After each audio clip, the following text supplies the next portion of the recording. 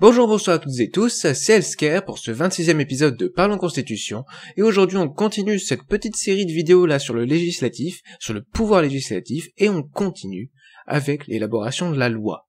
Est-ce que vous êtes prêts? C'est parti.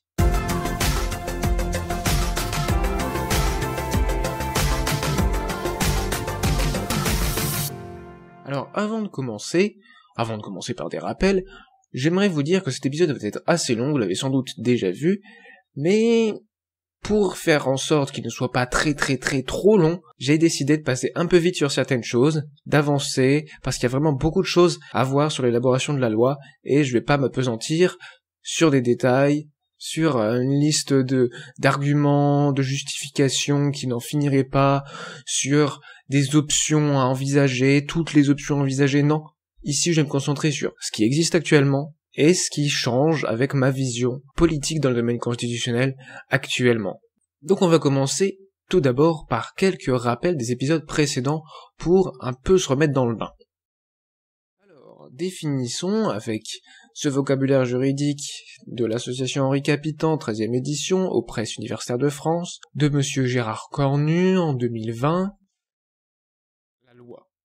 Que veut dire la loi? La loi, c'est un texte voté par le Parlement, article 24 de la Constitution de 1958, et une loi au sens organique et formel, par opposition à un décret, un règlement, une ordonnance, un arrêté modifié de la Constitution. Donc, la loi, c'est le texte voté par le Parlement, et d'un point de vue organique, au sens organique et formel, c'est le texte voté par le Parlement, par opposition, par comparaison aux décrets, règlements, ordonnances, arrêtés, mais aussi la Constitution, qui ne sont pas votés dans les mêmes conditions, qui ne sont pas votés par le Parlement. Donc la Constitution, c'est un peu compliqué, mais disons que ce n'est pas la loi en général, c'est un texte voté par le Parlement. La loi aussi, dans un sens encore plus général, c'est tout simplement une règle de droit suprême dans la hiérarchie des normes. En ce sens, les lois sont les règles qu'un régime politique rend suprêmes.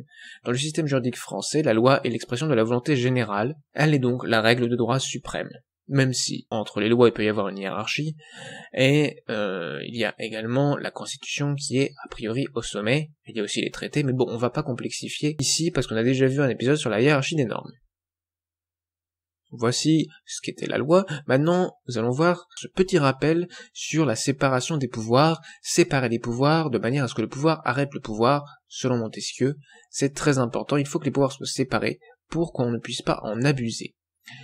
C'est l'idée d'un empêchement mutuel entre les différentes personnes qui exercent le pouvoir, d'une balance des pouvoirs. Il faut séparer les pouvoirs de telle manière à ce qu'un pouvoir ne puisse abuser de ses pouvoirs, c'est ce que je viens de dire, que la Constitution soit respectée, Constitution en tant que norme, règle suprême qui dirige, qui donne une certaine ligne directrice et surtout une manière de fonctionner à l'État et à ses institutions, et aussi, bien sûr, pour que le régime soit stable, qu'il n'y ait pas de blocage.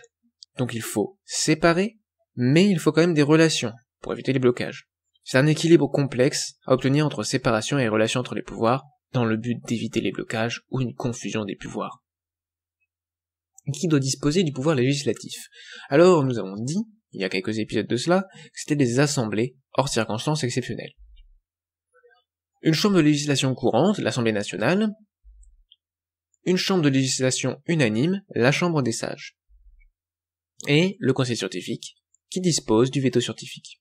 Je n'entre pas dans le détail, on l'a déjà vu. Le travail législatif, qu'est-ce que c'est donc? C'est l'Assemblée nationale qui fait la loi ordinaire, la loi courante, et détermine la politique de la nation en relation avec le gouvernement. Alors j'aimerais revenir juste un petit point sur loi ordinaire, loi courante. Il peut m'arriver que j'ai du mal à distinguer loi ordinaire et loi courante, mais dans l'idéal, ce serait bien de distinguer les lois ordinaires et les lois courantes, parce que dans cette théorie-là, dans ma vision politique, les lois courantes sont un peu différentes, c'est un type de loi ordinaire, si vous voulez. Dans les lois ordinaires, il y a aussi les lois de finances, les lois de financement de la sécurité sociale, qui ne sont pas des lois courantes. Quand je vais parler de lois courantes, c'est pas comme les autres lois ordinaires. Pourquoi ça? Parce qu'il y a une procédure un peu différente, notamment pour les lois de finances et les lois de financement de la sécurité sociale, mais ça, on y reviendra bien sûr dans cet épisode sur l'élaboration de la loi. Que doit donc faire la Chambre des sages dans le travail législatif? Que fait la Chambre des sages? Elle fait des lois unanimes, principales ou éminentes, comme leur nom l'indique, elles sont faites à l'unanimité, pour viser la permanence, une certaine vérité, entre guillemets, politique, et forcer un dialogue politique. Le conseil scientifique, lui, il est là pour veiller à ce que les lois ne soient pas en contradiction avec les connaissances scientifiques. C'est pour ça qu'il dispose d'un veto scientifique. Pour ce qui est du contrôle, l'Assemblée nationale et la Chambre des sages exercent un contrôle en particulier sur qui? Sur le gouvernement, sur le pouvoir exécutif. Il y a également une évaluation des politiques publiques qui est faite par l'Assemblée nationale et le Conseil scientifique, pas par la Chambre des sages. La Chambre des sages, elle exerce un peu un pouvoir de contrôle, mais elle a surtout un pouvoir de législateur unanime, de législateur pour faire des lois qui sont les plus permanentes possibles, où tout le monde est d'accord. Le Conseil scientifique peut être saisi comme le Conseil d'État pour conseiller le gouvernement, mais aussi les deux autres assemblées. Mais ça, c'est pas le même conseil. Le Conseil scientifique, c'est un conseil sur la scientificité des lois, des arrêtés, des normes que prennent le gouvernement et le Parlement. Le Conseil scientifique dispose à cette fin d'un veto scientifique. Pas à cette fin de conseil, mais à cette fin de veiller à la scientificité des lois en particulier, puisque le veto scientifique, qui est absolu, et le préavis de veto, qui sont sur toute ou partie d'une loi courante, l'unanime ou une ordonnance, permettent que la loi ne soit pas contraire à la science, à ce qu'on sait de l'état du monde. Passons maintenant à la première partie sans plus attendre. Alors, je vous fais un plan rapide. On va d'abord parler des lois courantes et des lois unanimes principales ou éminentes. Ensuite, on verra les lois de finances et de financement de la sécurité sociale ainsi que les lois de programmation des finances publiques. Et on terminera avec une troisième partie sur les lois organiques. La première partie sera la plus longue puisqu'on va devoir voir tout le processus d'élaboration de la loi, alors qu'après on verra seulement les différences avec le processus, j'allais dire commun, qui est en fait celui de la loi courante. Qui a l'initiative des lois? L'initiative, c'est celui qui écrit la loi, qui va la déposer, c'est celui qui va commencer, qui va débuter le processus législatif. Actuellement, c'est le Premier ministre et les membres du Parlement. On peut le voir à l'article 39 alinéa 1 de la Constitution de la Ve République, l'initiative des lois appartient concurremment au Premier ministre et aux membres du Parlement. Le gouvernement, afin qu'il puisse mener plus en profondeur la politique de la nation, et car il a une expertise et des relations avec l'administration et la société civile que n'a pas le Parlement, il peut déposer des projets de loi, et des projets de loi unanimes, principales ou éminentes. J'ai mis unanime, principale ou éminente, je le rappelle, pourquoi? Parce que je ne suis pas sûr du nom qu'on pourrait donner à ces lois. Et je pense que ce sont 3 adjectifs qui pourraient convenir. Pour faire plus court, maintenant je vais parfois juste dire loi unanime. Les députés et les sages ont aussi une initiative. Pas les conseillers scientifiques par contre, eux ne font pas la loi, ils vérifient juste sa scientificité. On appelle ça des propositions de loi. Quand c'est le gouvernement, on appelle ça des projets de loi. Quand c'est les députés ou les sages, quand c'est les membres du Parlement, on parle de propositions de loi. Pourquoi les députés et les sages peuvent proposer des lois? Car faire la loi est leur fonction première et car ils sont les plus légitimes pour déterminer quelle loi doit faire l'objet de leur examen. C'est eux le pouvoir législatif en fait. Leur retirer l'initiative des lois les amputerait d'une part importante de leur champ d'action et donc réduirait leurs compétences législatives, ainsi que leur légitimité et leur importance politique par rapport à d'autres institutions moins représentatives, comme le gouvernement. Les députés peuvent proposer des lois courantes, des lois ordinaires, enfin des lois courantes, et des lois unanimes, principales ou éminentes, même s'ils ne votent pas ces dernières. Par contre, les sages ne peuvent proposer que des lois unanimes, principales ou éminentes. Ils ne peuvent proposer des lois ordinaires, car cela reviendrait à reconnaître une possibilité pour les sages de déléguer leur pouvoir législatif spécial et spécifique, en reconnaissant leur échec à rechercher de l'unanimité. S'ils pouvaient proposer des lois courantes, alors que leur objectif c'est de faire des lois unanimes, ce serait comme reconnaître qu'ils n'arrivent pas à se mettre d'accord et à trouver des lois unanimes, et donc c'est pas ce qu'on veut, ce n'est pas dans la logique, dans l'esprit du pouvoir législatif tel que il est pensé dans cette vision politique du domaine constitutionnel, et donc c'est pour ça que les sages ne peuvent pas déposer des propositions de loi courantes à l'Assemblée nationale du coup. Pour ça on le verra après sur où déposer, sur qui déposer, devant qui déposer. Enfin pour résumer, les sages doivent rester concentrés sur leur lourde tâche de rechercher de l'unanimité. Est-ce qu'il doit y avoir une initiative citoyenne ou une initiative citoyenne active? Comme l'initiative citoyenne n'est pas l'obligation d'adoption, l'initiative n'est pas l'obligation d'adoption, mais juste une simple proposition, des propositions citoyennes de loi ordinaire ou loi unanime, ne posent pas de problème.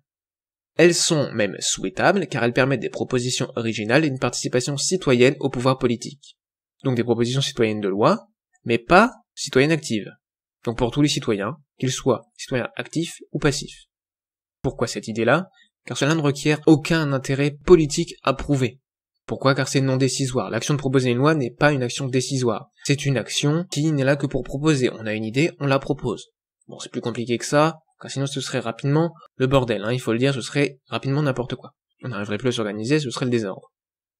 Donc cela pourrait se faire par un nombre suffisant de signatures de citoyens pour éviter qu'il y ait trop de propositions et pour faire un premier tri citoyen. 1% ou 2% des citoyens, voilà. C'est pas fixé, bien évidemment, ce n'est pas une constitution que je fais dans cette série, c'est une vision plus qu'une constitution écrite à proprement parler, parce que ça ne ressemblerait évidemment pas à une suite de textes et d'explications avec des paroles, enfin, ce serait un texte beaucoup plus propre si ça devait être une constitution. Et, bien sûr, je suis toujours ouvert au débat, comme je le répète souvent. Alors on continue. L'avis du Conseil d'État. Actuellement, il est prévu à l'article 39 de la Constitution que les projets de loi sont délibérés en Conseil des ministres après avis du Conseil d'État, et qu'ils sont déposés sur le bureau de l'une des deux assemblées. Il est aussi écrit un peu plus loin que, dans les conditions prévues par la loi, le président d'une assemblée peut soumettre pour avis au Conseil d'État, avant son examen en commission, une proposition de loi déposée par l'un des membres de cette assemblée, sauf si ce dernier s'y oppose. On va revenir sur ce que ça veut dire, ce que ça implique. L'avis du Conseil d'État porte sur la bonne rédaction ou non du texte, sur sa légalité et sur son opportunité, non politique mais administrative. On parle en fait ici d'une bonne administration, donc les dispositions sont-elles réalistes, seront-elles efficaces, les conditions de leur mise en œuvre sont-elles réunies, et bien sûr aussi il y a la sécurité juridique qui est importante. Y a-t-il un risque d'annulation par un juge, comme actuellement le Conseil constitutionnel, le Conseil d'État pour les décrets, la Cour européenne des droits de l'homme, et la Cour de justice de l'Union européenne? Parce que la loi peut être non conforme, par exemple à la Constitution. Annulation par le Conseil constitutionnel. Suivre l'avis n'est pas obligatoire, mais il permet néanmoins d'éviter des maladresses juridiques, donc c'est un gain de temps, et le droit est mieux organisé. Ça permet aussi d'avoir un avis sur l'opportunité administrative des dispositions envisagées, c'est pour ça qu'il faut le garder. Il faut conserver l'obligation d'avis du Conseil d'État pour les projets de loi. Pourquoi? Car cela donne un conseil en plus, une forme de contrôle pour les parlementaires. En effet, les parlementaires vont pouvoir s'appuyer sur ce qu'a dit le Conseil d'État, et aussi, le gouvernement, lui, pourra aussi mieux travailler, mieux comprendre ce qu'il fait, pourquoi est-ce que c'est mal rédigé, notamment si ce sont des jeunes ministres, des nouveaux ministres, qui ne sont pas encore habitués, ou qui ont une équipe qui n'a pas écrit correctement la loi. Mais c'est surtout pour faire en sorte que le Parlement puisse, puisqu'il n'a pas forcément l'expertise pour, puisse connaître de l'opportunité administrative du texte, du projet de loi, du gouvernement. Pour l'avis du Conseil d'État sur les propositions de loi, il faut garder la même formulation, mais permettre, selon moi, une plus large possibilité de demande d'avis du Conseil d'État, en faisant en sorte que chaque président des trois assemblées, la majorité absolue des membres d'une conférence des présidents d'une des assemblées, ou au moins 25% des membres d'une assemblée, puissent soumettre par avis au Conseil d'État une proposition de loi ordinaire ou une proposition de loi unanime, ou une proposition citoyenne de loi ordinaire ou une proposition citoyenne de loi unanime, principale ou éminente, enfin tous les types de lois qu'on a vus jusqu'à maintenant, les projets, les propositions de loi unanime ou de loi courante et propositions citoyennes. C'est pour ça que j'ai marqué tout type de proposition de projet de loi. Par contre, il faut supprimer la possibilité de refus pour le dépositaire. Je ne vois pas pourquoi il y aurait une possibilité de refus pour le dépositaire. Évidemment, sauf s'il retire sa proposition. S'il retire sa proposition, voilà, il n'y a plus de raison, s'il n'y a plus de proposition, il n'y aura plus de vote après, il n'y a pas de raison qu'il y ait un avis du Conseil d'État. Mais sinon, si quelqu'un le demande, l'avis du Conseil d'État doit exister, doit être demandé. Il n'y a pas de refus possible du proposant. Moi, je ne vois pas à quoi ça sert d'avoir cette procédure-là si le proposant peut refuser. D'ailleurs, pourquoi refuserait-il? La loi doit être bien écrite, légale, sûre pour le justiciable, et être être applicable, opportunité administrative. Donc, quel intérêt le proposant aurait à refuser que sa proposition fasse l'objet d'un avis par le Conseil d'État? Voilà, je trouve ça étrange, c'est pour ça que je propose, étrange, inutile, c'est pour ça que je propose de le supprimer. Alors, pourquoi pas une demande citoyenne d'avis du Conseil d'État? Pourquoi pas? Oui, voilà, pourquoi pas, mais il y a un risque. Il y a un risque de surcharge d'initiatives citoyennes illisibles et décourageantes pour le citoyen. beaucoup trop de choses à pouvoir voter, à pouvoir signer pour qu'ensuite ce soit proposé. Des lois, enfin des propositions de loi, des demandes d'avis, des amendements, on le verra après. Ça fait beaucoup de choses. Des pétitions classiques. En plus de ça, il y a une possibilité, c'est que ce soit directement prévu dans la proposition citoyenne de loi. Et là, ça rend la chose plus simple. Donc si oui, dans les mêmes conditions que pour la proposition citoyenne de loi, et faire en sorte que la soumission pour avis puisse être directement, comme je viens de le dire, mise dans la proposition citoyenne de loi. Ça évite que chaque citoyen ait à signer une proposition de loi, et en plus une demande citoyenne d'avis du Conseil d'État. Passons maintenant à la procédure de dépôt au Parlement des différents types de projets, propositions de loi. Actuellement, c'est prévu à l'alinéa 2 de l'article 39 de la Constitution. Les projets de loi sont délibérés en Conseil des ministres après avis du Conseil d'État et déposés sur le bureau de l'une des deux assemblées. Les projets de loi de finances et de loi de financement de la sécurité sociale sont soumis en premier lieu à l'Assemblée nationale, sans préjudice du premier alinéa de l'article 44. Les projets de loi ayant pour principal objet l'organisation des collectivités territoriales sont soumis en premier lieu au Sénat. Il y a beaucoup de choses, ne vous inquiétez pas, ça va être simplifié. Pourquoi ? On n'a plus de bicaméralisme à proprement parler. Cette procédure ne convient plus. Nous reviendrons sur les projets de loi de finances et de loi de financement de la sécurité sociale plus tard. Mais ici, pour les lois courantes et les lois unanimes, comme il n'y a plus deux chambres qui les votent, il n'y a plus deux chambres qui votent les lois, mais une seule, soit l'Assemblée nationale pour les lois courantes, soit la Chambre des sages pour les lois unanimes, alors il n'y a plus de bicaméralisme, il n'y a plus de raison d'avoir une telle procédure de dépôt. Et donc plus simplement, pour les projets, les propositions et propositions citoyennes de la courante, comme c'est l'Assemblée nationale qui les vote, c'est un dépôt sur le bureau de l'Assemblée nationale. Et pour les projets, propositions et propositions citoyennes de loi unanime, c'est un dépôt sur le bureau de la Chambre des sages. C'est logique. Par contre, j'insiste sur le fait qu'il faut qu'il y ait remise d'une copie aux deux autres assemblées dans la journée de la proposition. Une loi organique précise bien sûr les conditions de remise de ces copies. Pourquoi ? C'est à titre informatif, pour l'Assemblée nationale ou la Chambre des sages, qui doit savoir ce que fait l'autre, et c'est pour que le conseil scientifique puisse commencer son travail d'analyse de la scientificité des lois qui vont être votées. Une loi organique précise les conditions de remise de ces copies, je l'ai déjà dit, nous allons pouvoir passer du coup à la suite. Nous allons passer au délai entre les discussions en séance et les dépôts des projets et propositions de loi. Actuellement, l'article 42 alinéa 3 de la Constitution dispose que la discussion en séance en première lecture d'un projet ou d'une proposition de loi ne peut intervenir devant la première assemblée saisie qu'à l'expiration d'un délai de 6 semaines après son dépôt. Pour moi, c'est à garder. C'est à garder car ça oblige la réflexion, notamment en commission, et évite un vote hâtif qui pourrait se faire sous le coup de l'émotion, ou sous la pression d'un événement à l'origine du projet de la proposition de loi par exemple. Bien sûr, ce serait pour les lois ordinaires, les lois courantes et les lois unanimes. Le travail des commissions permanentes ou spéciales maintenant. Actuellement, c'est prévu à l'article 43 de la Constitution, les projets et propositions de loi sont envoyés pour examen à l'une des commissions permanentes dont le nombre est limité à 8 dans chaque assemblée. À la demande du gouvernement ou de l'assemblée qui en est saisie, les projets ou propositions de loi sont envoyés pour examen à une commission spécialement désignée à cet effet. Qu'est-ce qu'une commission d'abord ? Une commission, c'est un modèle réduit d'une assemblée respectant le plus possible les proportions des groupes politiques. Chaque membre d'une assemblée est dans une seule commission permanente. Même ceux qui n'ont pas de groupe. Vous pouvez être élu sans faire partie d'un parti politique en particulier, sans avoir fait campagne, bon, c'est très peu probable, mais imaginons que vous êtes élu, voilà, vous n'avez pas de groupe, vous êtes affilié à aucun parti de français, vous êtes seul, il n'y a personne avec vous, et bien vous faites partie d'une commission permanente. Chaque député, chaque sage fait partie d'une commission permanente. Qu'est-ce que ça implique ? Le travail en commission est en fait essentiel, car une assemblée peut mieux travailler en groupe réduit et entre des personnes qui se spécialisent dans un domaine. Le travail est plus fin, plus poussé, avec un débat rationnel de meilleure qualité.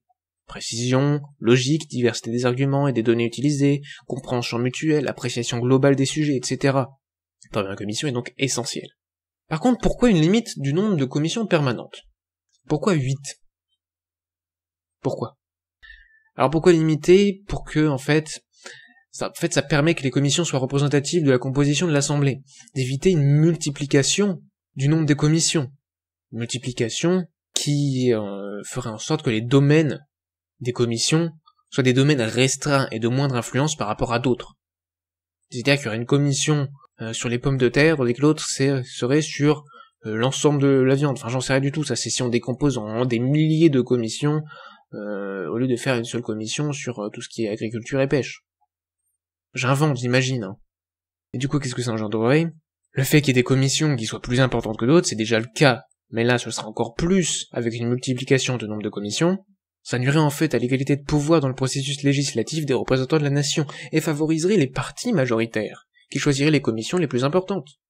Même si on essaie de faire en sorte que chaque groupe politique, quand il y a un groupe politique, on essaie de faire en sorte qu'il y ait au moins, que ce soit proportionnel, c'est-à-dire que s'il y a 8 personnes dans le groupe politique, c'est pas possible actuellement, mais ça on y viendra peut-être plus tard, dans un autre épisode, mais imaginons qu'il y a 8 personnes dans le groupe politique, il y a 8 commissions, on n'en met pas 2 là, 1 là, 0 là, 3 là, enfin, on répartit un membre du groupe dans une commission. On répartit de manière proportionnelle. Aussi, limiter le nombre de commissions permanentes éviterait du coup une multiplication des thèmes, et donc obligerait un regroupement des thèmes en grandes thématiques, en grands domaines. C'est le corollaire en fait de ce qu'on a dit juste avant. Mais alors, imposer cette limite, est-ce que ça nuit pas à la liberté de l'Assemblée? Et quid du nombre? Qu'en est-il du nombre? On peut questionner ce nombre, on peut dire tout de même que celui-ci devrait permettre qu'il y ait au moins un membre dans chaque commission permanente provenant du parti qui aurait tout juste dépassé le seuil électoral à l'élection proportionnelle, sans recevoir de sièges supplémentaires lors de l'attribution des sièges non pourvus. Ceci pour garantir la plus grande liberté de définition des commissions permanentes pour l'Assemblée, en évitant toutefois les principaux écueils dus à une absence de limitation du nombre de commissions permanentes. Est-ce que vous voyez l'idée? Faire en sorte que chaque groupe ait au moins un de ses membres dans chacune des commissions permanentes. Alors, qu'est-ce que ça donnerait? Si on reprend la proposition faite pour l'Assemblée nationale dans l'épisode 24, nous aurions une limite à 289, c'est le nombre de sièges qui sont attribués à la proportionnelle, fois 4%. Pourquoi 4%? C'est le seuil électoral. Donc, 289 fois 4%, c'est le groupe le plus petit, le score le plus petit qu'on peut obtenir une élection proportionnelle à l'Assemblée nationale si on reprend la proposition faite dans l'épisode 24. Ça nous donnerait 11,56 députés. Ce n'est pas possible. Donc on va prendre une valeur basse, et on va dire qu'il faut, du coup, un maximum de 11 commissions. Ça rajoute déjà 3 de plus par rapport à ce qu'il y a actuellement. Aussi, il y a eu, vous avez vu, je crois que c'était l'alinéa 2 de l'article qu'on a vu précédemment, il y a la possibilité de créer des commissions spéciales. Pour moi, il faut garder cette possibilité, car c'est utile pour des textes spéciaux, du fait de la diversité des domaines qui sont touchés par la loi qui va être votée, ou du fait de l'importance politique de la loi qui va être votée. Passons maintenant à un autre sujet. 6e point, dans cette première partie, les amendements et leurs conditions de recevabilité. Actuellement, ce sont les articles 41, 44 et 45 de la Constitution de 1958 qui définissent toutes ces conditions de recevabilité et qui peut déposer des amendements. Alors, prenons un article par un article, et ensuite on viendra sur les conditions de recevabilité qu'il doit y avoir selon moi. On va analyser ensuite en détail. Mais d'abord, énonçons tous les articles. Article 41. S'il apparaît au cours de la procédure législative qu'une proposition ou un amendement n'est pas du domaine de la loi, ou est contraire à une délégation accordée en vertu de l'article 38, c'est sur les ordonnances, le gouvernement ou le président de l'Assemblée saisi peut opposer l'irrecevabilité. En cas de désaccord entre le gouvernement et le président de l'Assemblée nationale intéressé, le Conseil constitutionnel, à la demande de l'un ou de l'autre, statue dans un délai de 8 jours sur ce désaccord. Article 44. Les membres du Parlement et le gouvernement ont le droit d'amendement. Ce droit s'exerce en séance ou en commission, selon les conditions fixées par les règlements des assemblées dans le cadre déterminé par une loi organique. Après l'ouverture du débat, le gouvernement peut s'opposer à l'examen de tout amendement qui n'a pas été antérieurement soumis à la commission. Article 45. Sans préjudice de l'application des articles 40 et 41, tout amendement est recevable en première lecture dès lors qu'il présente un lien, même indirect, avec le texte déposé ou transmis. Alors, comme il est écrit, article 44, alinéa 1, les membres du Parlement et le gouvernement ont le droit d'amendement. Comme pour l'initiative, et pour les mêmes raisons, il faut garder le droit d'amendement pour le gouvernement. Et, pour les lois ordinaires comme unanimes, principales éminentes, les conseils scientifiques n'ont pas le droit d'amendement, même s'ils les influencent par leurs conseils et leur préavis de veto scientifique. Les députés ont le droit d'amendement pour les lois ordinaires, comme unanimes, principales éminentes, mais pour les mêmes raisons, les sages n'ont le droit d'amendement que pour les lois unanimes, principales éminentes, pour qu'ils restent concentrés sur leur dure tâche d'obtenir l'unanimité, et ils n'ont pas à déléguer leur pouvoir, à abandonner leur mission en amendant les lois, en participant du coup au vote des lois courantes. Pourquoi les conseillers n'ont pas le droit d'amendement? Parce qu'ils ne font pas la loi, ils n'ont pas un rôle politique, même si bien sûr ils influencent les lois par leurs conseils, leurs préavis d'état scientifiques, mais ça se borne à la scientificité, au respect de la science, de l'état du monde, des connaissances, qu'on a sur l'état du monde, sur ce qu'est le monde actuellement, et ce n'est pas quelque chose de politique ou philosophique. Le conseil scientifique se borne aux aspects scientifiques et n'a rien à faire en politique ou en philosophie. C'est pour ça qu'il n'a pas l'initiative et qu'il n'a pas le droit d'amendement. Il y a également des amendements citoyens qui sont possibles. Ils doivent être possibles dans les mêmes conditions que pour les propositions citoyennes de loi ou avec un nombre de signatures demandées inférieur. Pourquoi? Pour contrebalancer le fait que le temps pour déposer des amendements est restreint, contrairement au temps pour proposer une loi. Les amendements du gouvernement, des parlementaires ou issus d'une initiative citoyenne subissent le même traitement. Il n'y a aucune différence à faire ensuite entre ces amendements. L'alinéa 2 de l'article 44 est très critiquable. Même si cette possibilité permet d'éviter l'obstruction parlementaire en séance et pousse au travail et débat en commission plutôt qu'en séance, pourquoi ce serait au gouvernement d'avoir ce pouvoir? N'est-ce pas une certaine forme d'ingérence du gouvernement dans le travail parlementaire? Ce pouvoir est essentiel pour les raisons précitées. Mais s'il ne revient pas au gouvernement, à qui pourrait-il revenir? Quand je dis raison précitée, c'est éviter l'obstruction en séance. Qui pourrait-il revenir si ce n'est pas au gouvernement? Aux membres de l'Assemblée eux-mêmes? C'est trop long de voter un rejet pour chaque amendement. Ça reviendrait à laisser l'obstruction telle qu'elle est, voire à l'amplifier. La conférence des présidents, elle va pas se réunir, et ne peut pas, d'un point de vue organisationnel, se réunir avant chaque vote d'une loi. Le président de l'Assemblée, il ne peut assister à chaque séance. Le président de séance, pourquoi pas? Il y en a toujours un, que ce soit le président de l'Assemblée ou un des vice-présidents. Le problème, c'est que certains vice-présidents appartiennent à des groupes d'opposition minoritaires et pourraient ainsi rechigner à s'opposer aux amendements d'obstruction de leur propre groupe. Aussi, en cas de majorité de coalition, de groupe ou de majorité fluctuante, ce problème serait exacerbé, car également présent entre les groupes composant la majorité en fonction du texte en discussion. Donc laisser ce pouvoir dans les mains du gouvernement est une solution, pour moi, acceptable pour éviter ce type d'obstruction. Il existe d'autres moyens de faire de l'obstruction parlementaire, usage abusif du temps de parole, motion de renvoi en commission, de rejet préalable, de censure, etc., ou tous les autres types de motions pour gagner du temps, les désordres, les suspensions de séance, ou encore les amendements excessifs déposés lors du travail en commission. L'obstruction parlementaire peut être vue comme un manque de maturité des parlementaires, d'autant plus que ce pouvoir n'est pas très important. Il n'a pas une incidence très forte sur le travail législatif. Donc c'est pour ça que pour moi il doit rester. Et il peut être utile pour que le gouvernement puisse mener une politique plus stable et continue, constante, en réduisant un tout petit peu les risques de blocage. Par contre, comme je l'ai marqué, la justification de ce pouvoir n'a aucun sens pour la Chambre des sages. Pourquoi? Car elle prend ses décisions à l'unanimité. Pour son rôle, le dépôt de tout amendement est même souhaitable, car il peut signifier une proposition nouvelle, un doute ou un désaccord. Ce pouvoir ne doit donc pas exister pour les amendements portant sur les lois unanimes principales ou éminentes en discussion. Alors pourquoi pas une possibilité d'empêcher l'obstruction par dépôt excessif d'amendements en commission? Faudrait un arbitre totalement impartial, car un tel pouvoir pourrait être instrumentalisé pour bâillonner les oppositions. Cet arbitre pourrait être un juge, mais c'est risqué, car il est très délicat de juger de la sincérité ou du caractère d'obstruction d'un amendement. Et il faudrait peut-être mieux espérer une augmentation de la maturité des parlementaires, et de la qualité des débats, en essayant de favoriser cette augmentation de la qualité par d'autres moyens.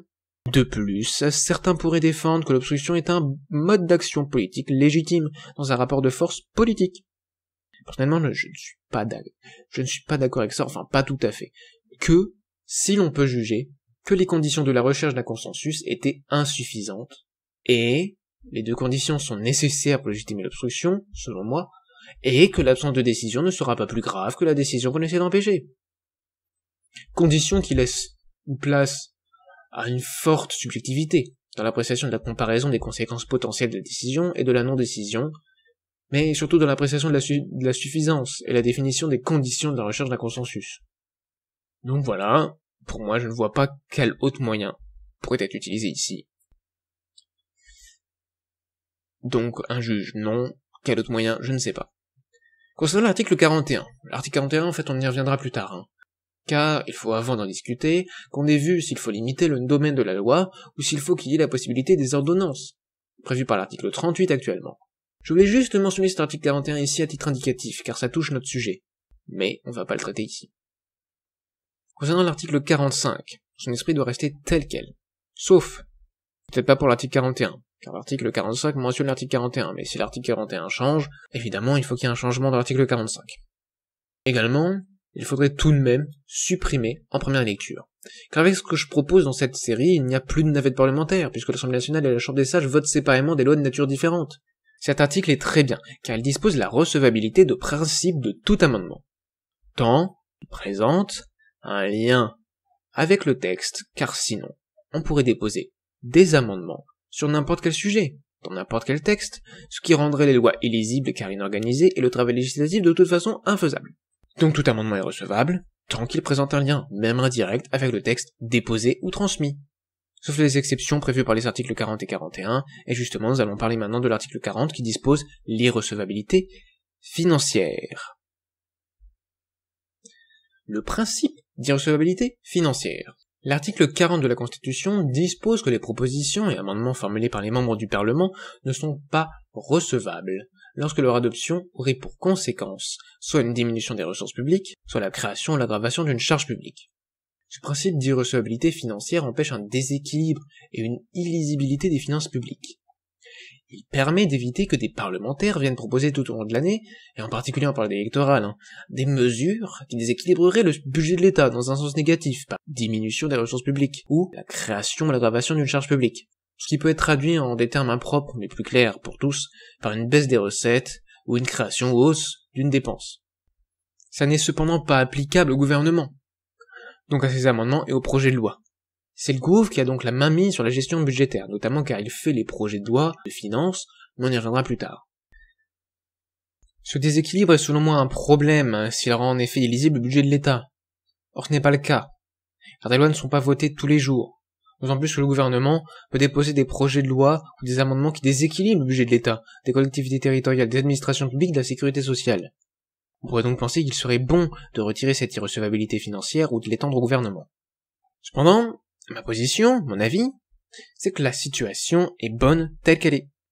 Retirer cette irrecevabilité pourrait conduire à des pratiques électoralistes plus importantes, en diminuant les impôts avant une élection par exemple. L'étendre au gouvernement serait dangereux, car dans certaines circonstances, de crise par exemple, il peut être important, utile voire nécessaire de créer un tel déséquilibre temporaire, pour résoudre ou atténuer le problème notamment. Aussi, il faut garder cette irrecevabilité financière avec les parlementaires, pour les parlementaires, lorsqu'ils votent une loi de finances. Surtout, car l'enlever rendrait cette procédure plus longue, plus compliquée et plus délicate, car plus conflictuelle qu'elle ne l'est déjà, ce qui risquerait de nuire à la nation qui n'aurait pas de budget dans les temps. Et pour les sages du Conseil des sages, pour les lois unanimes. Pour moi, je pense que cette irrecevabilité financière doit exister aussi, car il est toujours plus facile de se mettre d'accord sur moins d'impôts ou plus de dépenses publiques que si on devait prendre en compte l'équilibre budgétaire. Ce qui amènerait à terme, et de fait, à ce que les sages et les lois qu'ils votent ne prennent plus en compte la contrainte budgétaire, ce qui serait irresponsable et irréaliste. L'irrecevabilité financière doit même être étendue au gouvernement, pour les lois unanimes, principales ou éminentes, car aucune circonstance particulière ne peut justifier une telle exception pour le gouv et pour ce type de loi. Par contre, pour les lois principales ou éminentes, il faut être plus souple sur les possibilités de gage, c'est-à-dire de contrebalancement d'une diminution des ressources publiques, par exemple, par l'augmentation d'une recette, et pour cela il faut permettre des gages par une loi courante, voire par décret si cela respecte bien les autres articles de la Constitution, notamment sur le domaine de la loi, article 34, si les députés et ou le gouv trouvent un accord avec les sages. En fait, il y a une notification aux députés et au gouvernement après le vote par le Conseil des sages. Les sages ne peuvent rien imposer par contre au gouvernement ou aux députés sur ce point, mais ils peuvent proposer des possibilités générales, des pistes, ce genre de choses. La loi unanime principale éminente ne pourra être votée que si une loi ou un décret, voire plusieurs lois ou plusieurs décrets sont adoptés dans le but express, clairement indiqué dans un article préliminaire, de permettre l'équilibre budgétaire suite à l'adoption de telle loi unanime principale éminente, précisée dans l'article préliminaire, et qu'ils réunissent au moins une somme estimée supérieure ou égale à la somme estimée nécessaire pour équilibrer l'adoption de la loi unanime principale éminente. C'est le gouvernement qui est chargé d'effectuer ces estimations, assisté des conseillers du CESE, du Conseil économique, social et environnemental, et de la Cour des comptes. Ces lois, décrets et cette loi unanime, principale ou éminente, ne seront promulgués et n'entreront en vigueur qu'une fois tous adoptés. Et la promulgation et l'entrée en vigueur se feront en même temps. Pour éviter que cette attente, cette procédure ne dure trop longtemps, il faut un délai. Je propose 5 ans après le dépôt de la proposition ou du projet de loi unanime, principale ou éminente. Et attention, les propositions de loi unanime, principale ou éminente, et les amendements du peuple, donc citoyen, sont soumis au principe d'irrecevabilité financière également. Passons maintenant au vote bloqué. Alors, qu'est-ce que c'est le vote bloqué? Le vote bloqué, actuellement, c'est défini à l'article 44 alinéa 3 de la Constitution. Si le gouvernement le demande, l'Assemblée saisie se prononce par un seul vote sur toute ou partie du texte, en discussion, en ne retenant que les amendements proposés ou acceptés par le gouvernement. Comme le petit bonhomme le montre ici, il dit vote sur ça, tu votes que sur ça, que sur cette partie du texte. La procédure, dite du vote bloqué, fait partie de l'arsenal anti-obstruction du gouvernement, comme l'article 44 alinéa 2 déjà vu précédemment, et l'article 49 alinéa 3 qu'on verra juste après. Avançons un peu plus, elle permet d'éviter quoi? D'éviter des discussions interminables sur des centaines d'amendements identiques, ou presque, qui auraient été déposés pour faire obstruction. C'est à ça que sert le vote bloqué.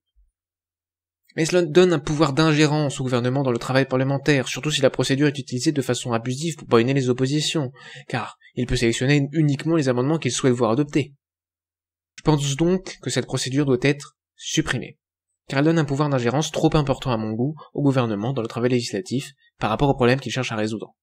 L'obstruction parlementaire est un problème avant tout de maturité des parlementaires, dont on peut espérer que, avec le temps et un changement de culture du travail parlementaire, d'état d'esprit, elles se réduisent. Je l'espère, notamment avec l'influence du dialogue politique créé à la Chambre des Sages. On pourrait lutter contre cette obstruction par un autre procédé. Je pense à un regroupement, voire une suppression, des amendements similaires, quasi identiques, par exemple via un nouveau système de vote, ou alors des amendements de suppression, surnuméraires, car déposés sur chaque article alinéa, phrase d'un texte, qu'on pourrait, supprimer rapidement. On pourrait faire un vote rapide pour faire en sorte que tout ça ne soit pas voté en même temps. C'est plus quelque chose qui doit se retrouver dans les règlements des assemblées, plutôt que dans la Constitution. Sauf peut-être pour le système de vote, mais c'est le sujet d'un autre épisode. Passons maintenant à l'article, la procédure du 49.3. Ah, le célèbre 49.3. Que nous dit la Constitution? Actuellement, c'est l'article 49 alinéa 3, d'où son nom. Est-ce que vous connaissez cet article? Vous l'avez peut-être déjà lu, vous connaissez certainement le 49.3. On va le lire maintenant. Le Premier ministre peut, après délibération du Conseil des ministres, engager la responsabilité du gouvernement devant l'Assemblée nationale sur le vote d'un projet de loi de finances ou de financement de la sécurité sociale. Dans ce cas, ce projet est considéré comme adopté, sauf si une motion de censure déposée dans les 24 heures qui suivent est votée dans les conditions prévues à l'alinéa précédent. En fait, l'alinéa 49, alinéa 2, prévoit les motions de censure.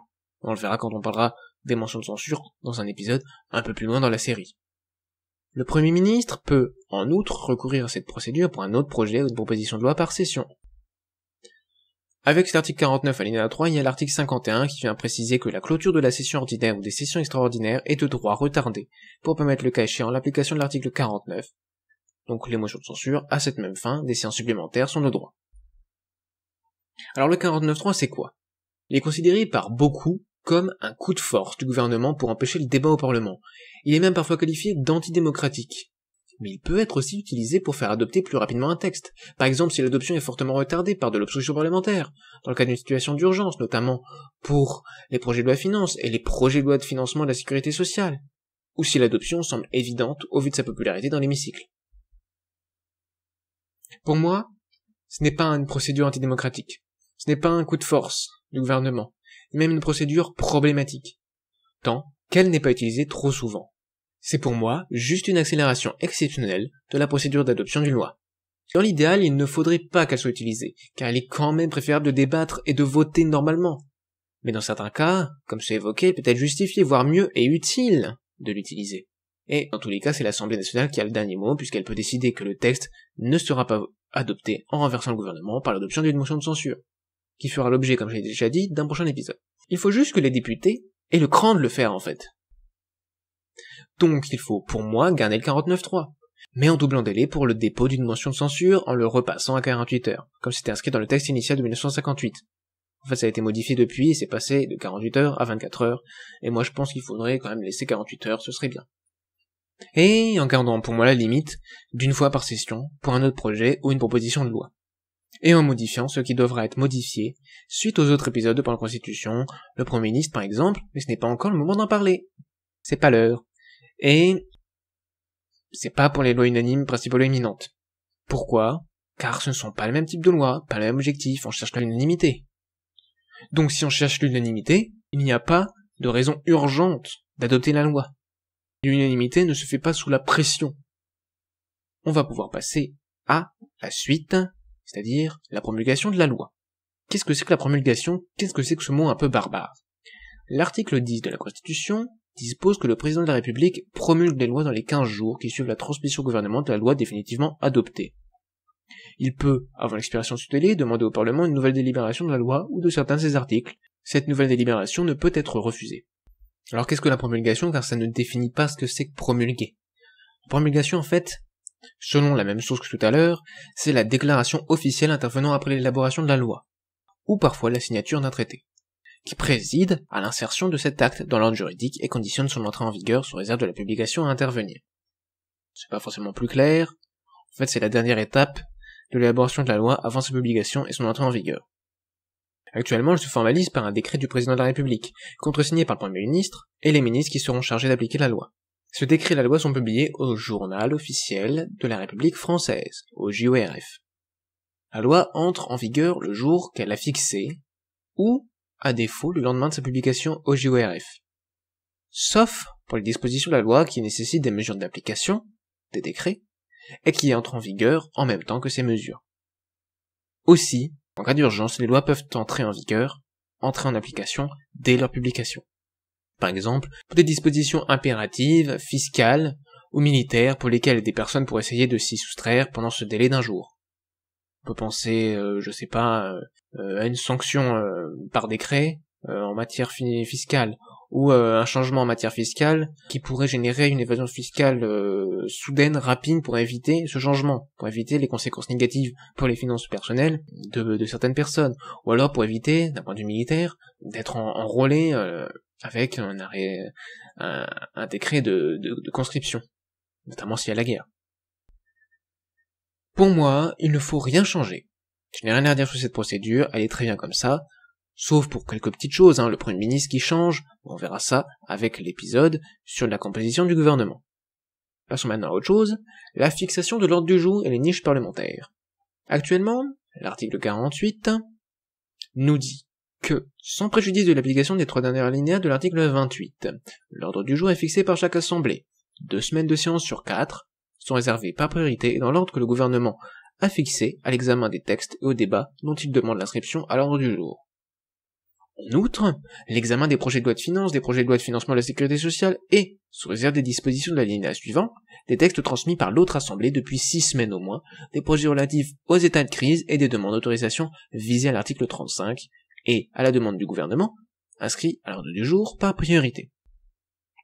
Une semaine de séance sur 4 est réservée par priorité, et dans l'ordre fixé par chaque assemblée, au contrôle de l'action du gouvernement et à l'évaluation des politiques publiques.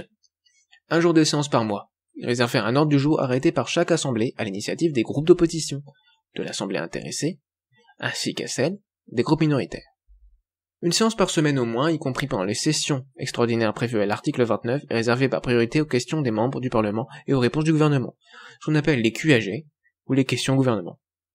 Alors, cet article 48 fait référence à d'autres articles, l'article 28, l'article 35, l'article 29, on va voir rapidement ce que c'est, en fait, à quoi ça fait référence. L'article 28, alinéa 2, 3 et 4, le nombre de jours de séance que chaque assemblée peut tenir au cours de la session ordinaire ne peut excéder 120. Les semaines de séance sont fixées par chaque assemblée. Le Premier ministre, après consultation du président de l'assemblée concernée ou la majorité des membres de chaque assemblée, peut décider la tenue de jours supplémentaires de séance. En fait, tout ça c'est sur les jours de séance. Les jours et les horaires des séances sont déterminés par le règlement de chaque assemblée.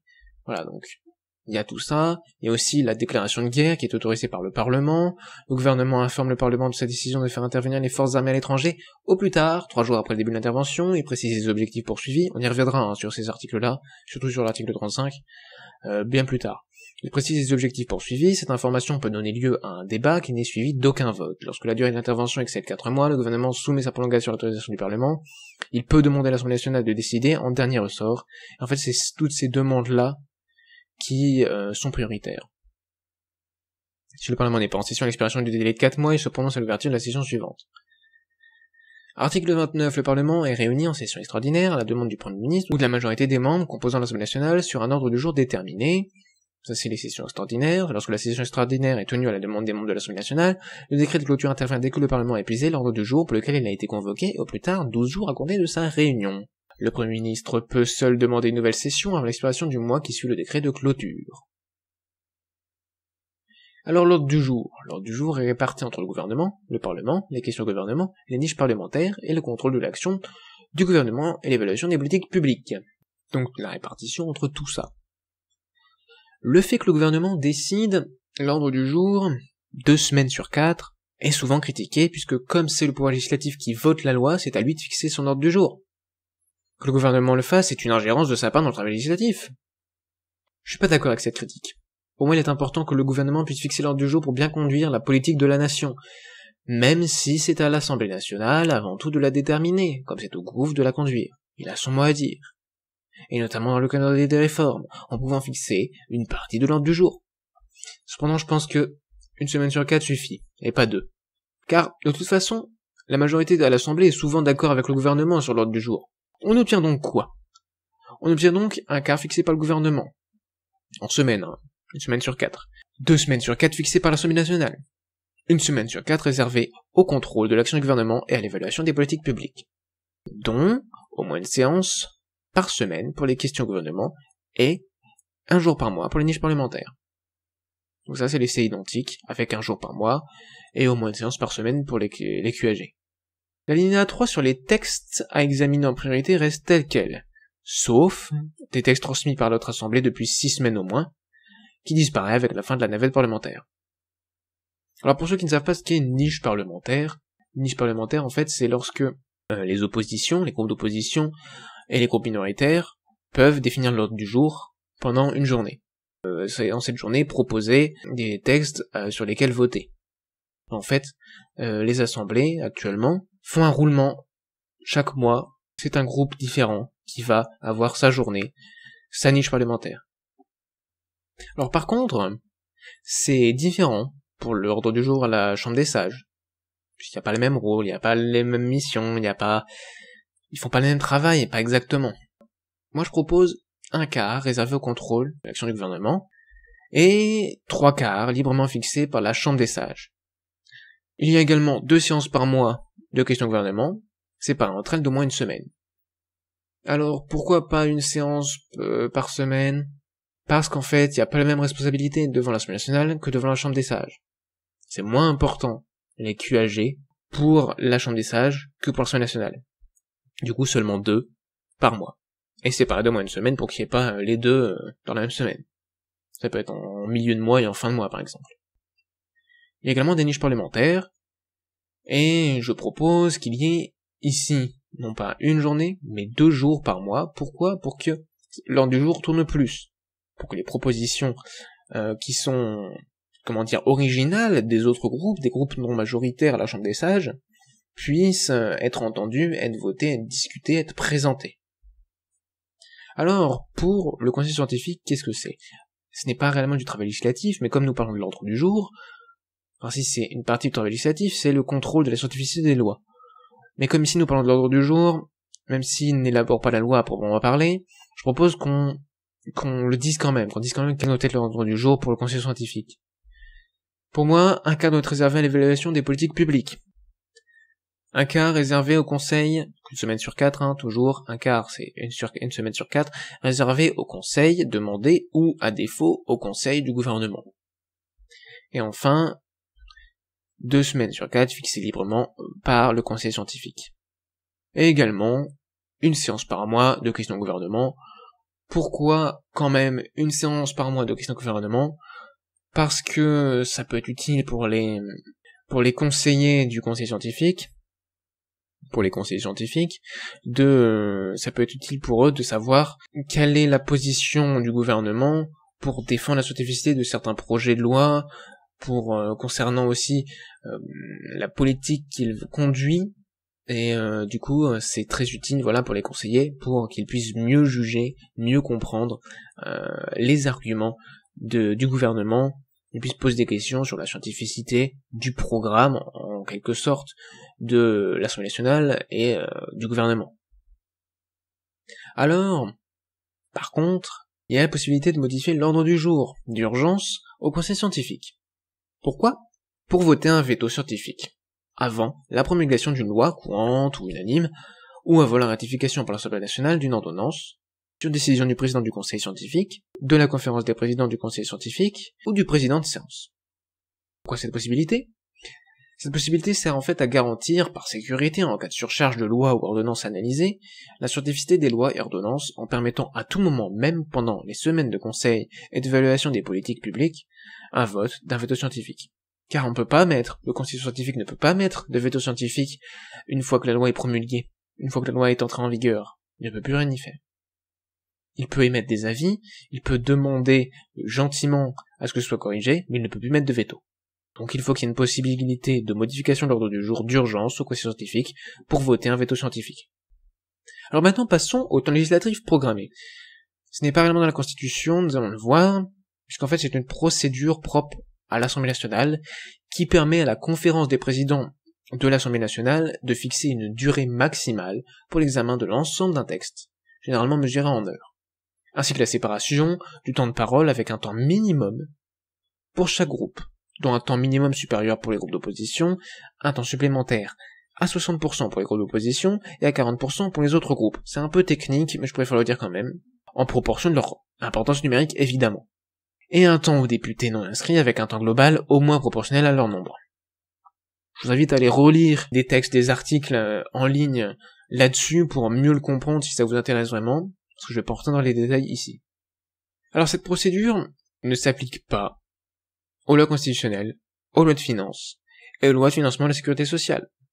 Elle est détaillée dans le règlement de l'Assemblée nationale et régie de la loi organique 2009-403 du 15 avril 2009, l'objectif étant d'améliorer l'organisation des débats et limiter l'obstruction parlementaire.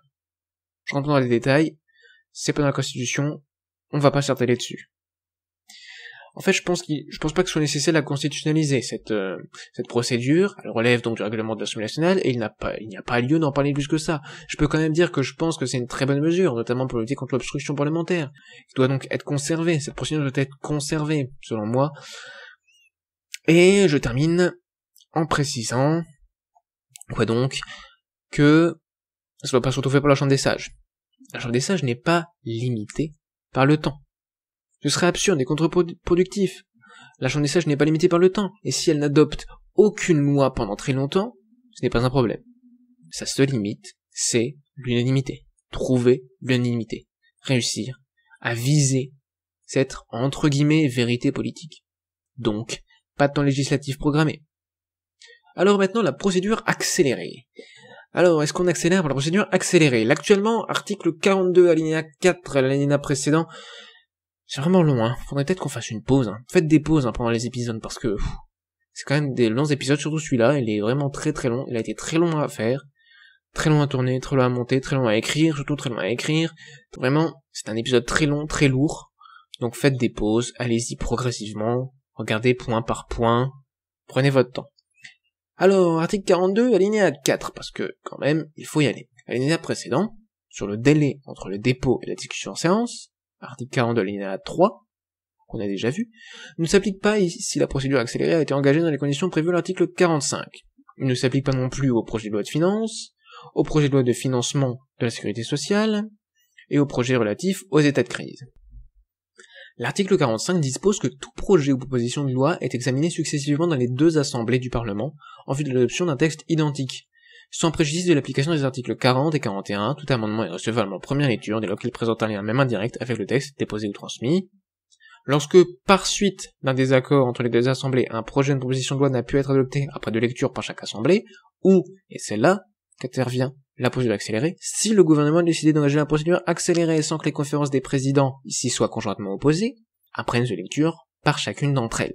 Le Premier ministre, ou pour une proposition de loi les présidents des 2 assemblées, agissant conjointement, ont la faculté de provoquer la réunion d'une commission mixte paritaire chargée de proposer un texte sur les dispositions restant en discussion.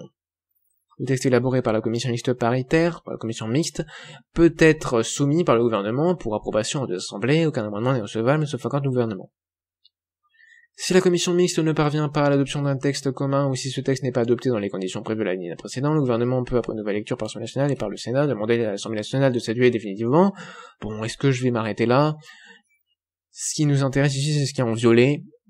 Le reste, c'est l'ensemble de l'article 45. Ce n'est pas détaillé ici. Sur la procédure accélérée, c'est vraiment que ce qui est en violet. L'Assemblée nationale peut reprendre soit le texte élaboré par la commission mixte, soit le dernier texte voté par elle, modifier le cas échéant par un ou plusieurs des amendements adoptés par le Sénat. Alors qu'est-ce que c'est en fait ce truc? Comme l'Assemblée nationale et la Chambre des sages votent des lois différentes, séparément, plus de navette parlementaire, donc plus de procédure accélérée. Donc c'est pour ça qu'on va pas en parler plus que ça, que je peux détailler tout ce qu'il y a à dire sur la procédure accélérée, puisqu'il n'y a plus de procédure accélérée. La procédure accélérée, c'est pour faire en sorte qu'il y ait moins de navettes, et qu'on aille plus vite sur le vote d'une loi, qu'il y ait moins de navettes parlementaires, qu'il y ait moins d'aller-retour entre les 2 chambres. Comme il n'y en a plus, il n'y a plus de procédure accélérée. Donc on supprime le début de l'alinéa 4 de l'article 42. Et tout l'article 45, sauf, sans préjudice de l'application des articles 40 et 41, tout amendement est recevable, on enlève-le en première lecture, dès lors qu'il présente un lien, même indirect, avec le texte déposé ou transmis, puisqu'on l'a déjà vu, cette partie-là on l'a déjà vu, c'est la recevabilité de principe de tout amendement, s'il y a un lien, même indirect, avec le texte déposé ou transmis. Maintenant passons aux propositions de loi qualifiées de sous-marins gouvernementaux. Encore un truc un peu bizarre, mais que moi j'ai vu en cours de droit constitutionnel, donc j'aimerais en parler un petit peu. L'expression, elle peut être utilisée pour décrire les propositions de loi présentées par les députés de la majorité, mais qui suivent des demandes informelles du gouvernement. L'objectif est d'éviter que le gouvernement ne soit soumis aux études d'impact obligatoires pour les projets de loi, mais les études d'impact c'est pas pour les propositions de loi, c'est que pour les projets de loi. Du coup, si on passe par un projet de loi, on fait un sous-marin, on passe par les députés de la majorité, au lieu de faire soi-même un projet de loi, on fait une proposition de loi, et on évite ainsi les études d'impact. L'obligation des études d'impact est prévue par une loi organique et non par la Constitution, et comme je juge que ce n'a pas à être constitutionnalisé, nous n'allons pas plus en parler. Cependant, j'aimerais dire que la pratique des propositions de loi qualifiées de sous-marins gouvernementaux pose problème à plusieurs égards.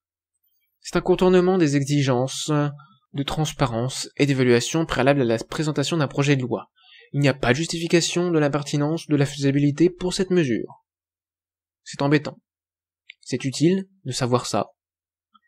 C'est embêtant de ne pas l'avoir. C'est un contournement des exigences de transparence et d'évaluation. C'est aussi une atteinte à la séparation des pouvoirs. Pourquoi? Séparation des pouvoirs entre gouvernement et parlement. Car le gouvernement utilise les députés de la majorité pour présenter des textes qu'il a lui-même élaborés. C'est donc une ingérence dans le travail du parlement. Il y a du coup un problème de responsabilité politique. En cas de problème ou d'échec.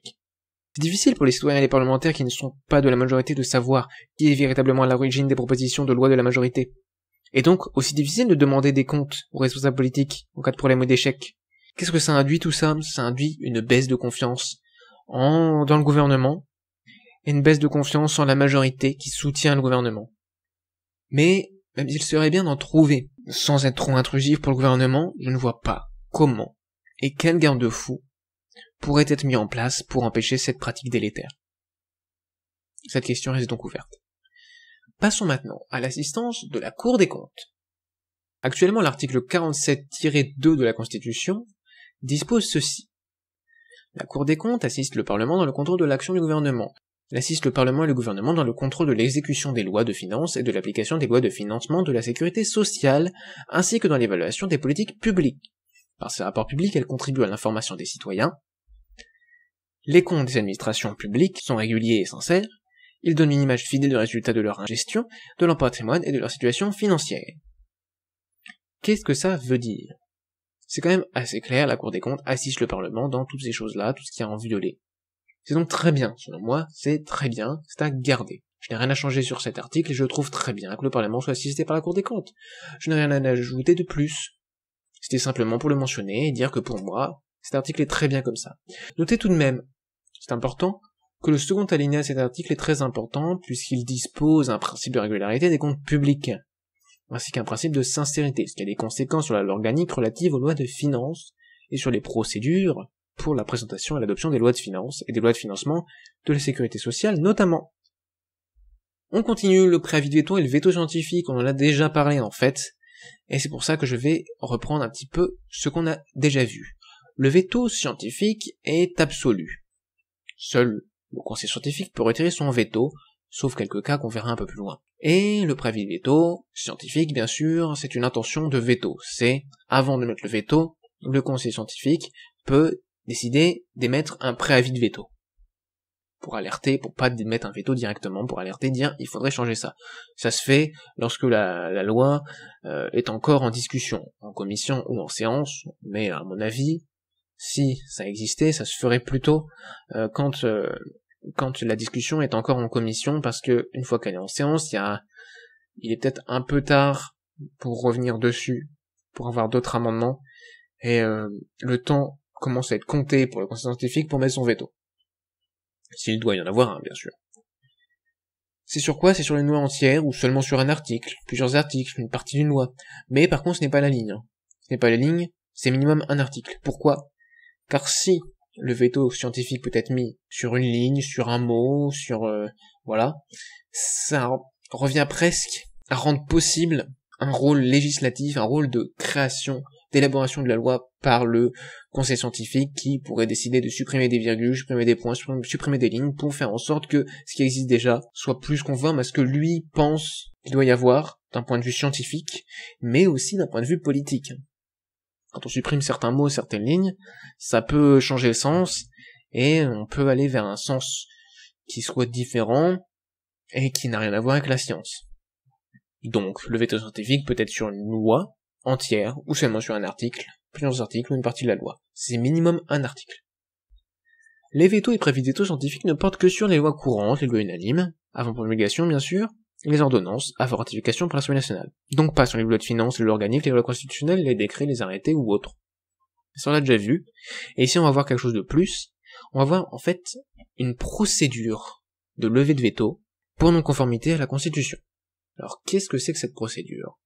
Évidemment, vous ne pouvez pas la retrouver actuellement en ligne, puisque c'est moi qui l'invente ici. Alors, cette procédure de levée de veto pour non-conformité à la Constitution est en particulier au rôle du conseil scientifique. Non-conformité à son rôle. Il ne remplit pas son rôle, il va au-delà de son rôle, et il n'est pas conforme à la scientificité de ses analyses. En fait, il ne rend pas, n'émet pas un veto, il ne rend pas un avis, n'émet pas un veto sur la scientificité. Mais, il émet un veto politique. Là, ça va pas. Là, ça va pas du tout. Dans ce cas-là, le chef de l'État, le ou les chefs du gouvernement, et les présidents des assemblées, à Assemblée nationale, Chambre des sages et aussi Conseil scientifique, peuvent saisir la Cour constitutionnelle pour lever un veto scientifique. S'il ne respecte pas la Constitution, en particulier si le Conseil scientifique ne respecte pas son rôle et la scientificité de ses analyses et de ses conseils avec son veto scientifique. Si la Cour constitutionnelle confirme l'illégalité, le veto est levé sans délai. Et le conseil scientifique est dissous. Il exerce ses fonctions, sauf le préavis de veto et le veto scientifique, tant qu'un nouveau conseil scientifique n'est pas tiré au sort et en place pour le remplacer, ce qui doit être fait au plus vite. Les membres du conseil scientifique dissous ne pourront plus être tirés au sort pour être membres du conseil scientifique et sont interdits d'exercer dans toute instance de conseil et toute fonction de conseil public. Cette procédure, c'est une protection pour éviter que le conseil scientifique ne se mette à prendre un rôle politique. Il y a également une autre procédure, cette fois n'engendre pas cette interdiction, c'est une demande de levée de veto en cas de nécessité urgente, d'application d'une loi ou d'une loi unanime, principale ou éminente, ou d'une ordonnance, en cas de danger pour la nation, sa population, ou le fonctionnement régulier des institutions. C'est une demande solennelle du ou des chefs de l'État au conseil scientifique, qui alors lève le veto scientifique. La Cour constitutionnelle est saisie d'office pour se prononcer sur la validité, sur la justification de cette demande. Passons maintenant À la deuxième partie, enfin, on a vu le plus gros, on a vu tout le processus d'élaboration de la loi, et on va pouvoir passer maintenant à l'exception des lois de finances, loi de financement de la sécurité sociale et loi de programmation. Alors, qu'est-ce que c'est que tout ça? C'est quoi ces lois? Il y a une définition donnée par les 5 derniers alinéas de l'article 34 de la Constitution. Premier alinéa, les lois de finances déterminent les ressources et les charges de l'État, dans les conditions et sous les réserves prévues par une loi organique. Les lois de financement de la sécurité sociale déterminent les conditions générales de son équilibre financier, et compte tenu de leurs prévisions de recettes, fixent ses objectifs de dépenses dans les conditions et sur les réserves prévues par une loi organique. Des lois de programmation déterminent les objectifs de l'action de l'État. Les orientations pluriannuelles des finances publiques sont définies par des lois de programmation. Elles s'inscrivent dans l'objectif d'équilibre des comptes des administrations publiques. Les dispositions du présent article pourront être précisées et complétées par une loi organique.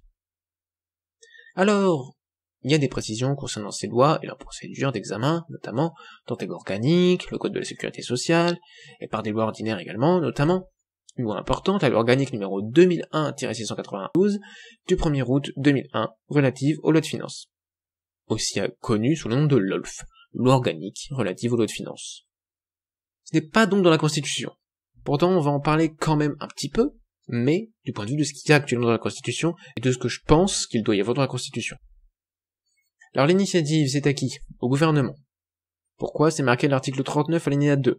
Les projets de loi de finances et de loi de financement de la sécurité sociale sont soumis en premier lieu à l'Assemblée nationale. En effet, ici, nous allons revoir les étapes d'élaboration d'une loi, mais en précisant les modifications, les différences pour les lois de finances et les lois de financement de la sécurité sociale et de programmation. Et on distinguera au besoin la procédure actuelle inscrite dans la Constitution des modifications de la procédure que j'envisage dans ma vision politique constitutionnelle. L'initiative au Gouv, on vient de le dire, car c'est lui qui dispose du plus de moyens pour élaborer ce type de loi, car elle conduit la politique de la nation, et car elle peut alors rendre compte de l'état des finances publiques. Il n'y a rien à changer à part la formulation, selon moi, et ajouter les lois de programmation des finances publiques, car actuellement le gouvernement est toujours à l'initiative de ces lois, mais ce n'est pas indiqué clairement dans la Constitution. Ensuite, nous avons l'avis du Conseil d'État. Article 39 alinéa 2, les projets de loi sont délivrés en Conseil des ministres après avis du Conseil d'État, donc évidemment, il y a un avis du Conseil d'État sur les projets de loi de finances, de financement de la sécurité sociale, et les lois de programmation, les projets de loi de programmation des finances publiques. Concernant le dépôt des projets de loi se fait forcément sur le mode de l'Assemblée nationale. Pourquoi? Car ce sont des lois qui servent au fonctionnement courant des administrations publiques. La Chambre des sages n'a pas à les voter. La Chambre des sages, elle, recherche l'unanimité. Elle n'a pas à voter ce type de loi qui concerne le fonctionnement courant des administrations publiques. Passons maintenant au délai. Le délai entre le dépôt et la discussion en séance. On se rappelle l'article 42 alinéa 2 et 4. La discussion en séance des projets de révision constitutionnelle, des projets de loi de finances et des projets de loi de financement de la sécurité sociale porte en première lecture devant la première assemblée saisie sur le texte présenté par le gouvernement. Je dis on se rappelle, mais je crois qu'on l'a pas encore vu, Et pour les autres lectures sur le texte transmis par l'autre assemblée. En fait, ici, il y a quelque chose d'un petit peu différent. On le verra juste après, mais c'est pour permettre un travail plus rapide. Donc l'alinéa 2, l'alinéa 3, le délai de 6 semaines après son dépôt. Il y a l'alinéa 4. L'alinéa précédent ne s'applique pas, donc le délai de 6 semaines ne s'applique pas si la procédure accélérée a été engagée dans les conditions prévues à l'article 45. Il n'y a plus de procédure accélérée, on n'en parle pas. Il ne s'applique pas non plus au projet de loi de finances, au projet de loi de financement de la sécurité sociale et au projet relatif aux états de crise. Pourquoi? Pour un travail plus rapide. Pour ces projets de loi essentiels au fonctionnement régulier des institutions et des administrations publiques. C'est pour ça que je pense que ces dispositions doivent rester, la discussion en séance sur les textes du gouvernement est sans le délai de 6 semaines. Par contre, ce n'est pas pour les projets de loi de programmation des finances publiques. Attention, ça ne concerne que les projets de loi de finances, les PLF et les PLFSS, projets de loi de financement de la sécurité sociale. Je pense que je vais dire un petit peu PLF et PLFSS, ça ira un peu plus vite. Le travail en commission ensuite s'effectue normalement dans la commission appropriée, avec bien évidemment des amendements. Il y a les mêmes conditions de recevabilité des amendements, dont l'irrecevabilité financière. Concernant l'article 49.3, la procédure du 49.3 peut toujours être utilisée pour un projet de loi de finances ou de financement de la sécurité sociale. Pour moi, cette absence de limitation de l'utilisation du 49.3 pour ces types de projets de loi doit rester, car ces lois sont essentielles au fonctionnement régulier des institutions et des administrations publiques. Elles doivent être votées dans les temps. Et rappel, le délai de la motion de censure a été changé à 48 heures au lieu de 24 heures actuellement. Ça reste également pour ici. Par contre, ce n'est pas pour les projets de loi de programmation des finances publiques.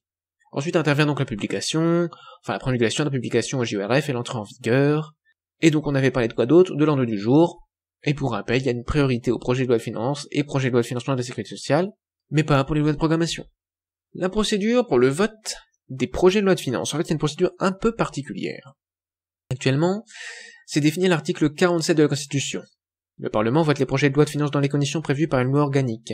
Si l'Assemblée nationale ne s'est pas prononcée en première lecture dans le délai de 40 jours après le dépôt d'un projet, le gouvernement saisit le Sénat qui doit statuer dans un délai de 15 jours. Il est ensuite procédé dans les conditions prévues à l'article 45. Si le Parlement ne s'est pas prononcé dans un délai de 70 jours, les dispositions du projet peuvent être mises en vigueur par ordonnance. Si la loi de finances fixant les ressources et les charges d'un exercice n'a pas été déposée en temps utile pour être promulguée avant le début de cet exercice, le gouvernement demande d'urgence au Parlement l'autorisation de percevoir les impôts et ouvre par décret les crédits se rapportant aux services votés. Alors je le dis un peu vite, parce que c'est un peu long, même très long, de répéter à chaque fois ces articles, de lire ces articles, donc je vous invite à les lire en même temps, à faire pause pour lire et mieux comprendre. Dernier alinéa, les délais prévus au présent article sont suspendus lorsque le Parlement n'est pas en session. Alors quel changement j'aimerais apporter? En fait, pas tant que ça. Le Parlement, c'est marqué Parlement à plusieurs moments, ça passe à Assemblée nationale, parce que le Sénat, qui deviendra Chambre des sages, n'a pas à voter, ne vote pas ce type de loi. Donc, il n'y a plus que l'Assemblée nationale. Autre changement, suppression de l'alinéa 2. Pourquoi? Car il dispose les délais pour le premier vote de la première chambre et le premier vote de la deuxième chambre. Et là, puisqu'il n'y a plus qu'une chambre, il n'y a plus qu'un délai global à garder, le délai de 70 jours. Pourquoi? Il faut le garder, alors pour moi c'est pour forcer l'Assemblée nationale à voter dans les temps. Et aussi, car il prévoit, si ce n'est pas fait, une perception des impôts et une ouverture des crédits minimale afin que le fonctionnement régulier des administrations publiques ne soit pas bloqué. Car si on ne peut pas percevoir les impôts, si on ne peut pas ouvrir les crédits qui sont déjà votés, en fait, les impôts ne seront plus perçus, les fonctionnaires ne seront plus rémunérés, par exemple, et d'autres dépenses qui ne seront plus effectuées. Ça va bloquer le pays, ça va bloquer l'État. Pas le pays forcément, mais l'État en tout cas, ça va bloquer l'État. Ce qui risque d'avoir des conséquences fâcheuses à court et moyen terme. Maintenant, il y a la procédure pour le vote des projets de loi de financement de la sécurité sociale. En fait, c'est à peu près le même principe, mais les délais sont légèrement différents. Donc c'est l'article 47-1, le Parlement vote les projets de loi de financement de la sécurité sociale dans les conditions prévues par une loi organique. Si l'Assemblée nationale ne s'est pas prononcée en première lecture dans le délai de 20 jours après le dépôt d'un projet, le gouvernement saisit le Sénat qui doit statuer dans un délai de 15 jours. Il a ensuite procédé dans les conditions prévues à l'article 45. Si le Parlement ne s'est pas prononcé dans un délai de 50 jours, un délai un peu plus court, les dispositions du projet peuvent être mises en œuvre par ordonnance. Les délais prévus au présent article sont suspendus lorsque le Parlement n'est pas en session, et pour chaque assemblée, au cours des semaines où elle a décidé de ne pas tenir séance, conformément au deuxième alinéa de l'article 28. Quelques changements, évidemment, du même ordre. Le Parlement n'est plus, il n'est plus dans cette procédure, il n'y reste que l'Assemblée nationale. Et suppression, encore une fois, d'alinéa 2. L'Assemblée nationale s'est prononcée en première lecture ensuite du Sénat, non. Il n'y a plus ça, puisqu'il n'y a plus que l'Assemblée nationale, donc il ne reste plus que le délai de 50 jours. Il y a également la correction de l'alinéa 4. Le délai passe au singulier, prévu au présent article, est suspendu lorsque l'Assemblée nationale n'est pas en session, et on enlève le pour chaque assemblée, au cours des semaines où elle a décidé de ne pas tenir séance, conformément au deuxième alinéa de l'article 28.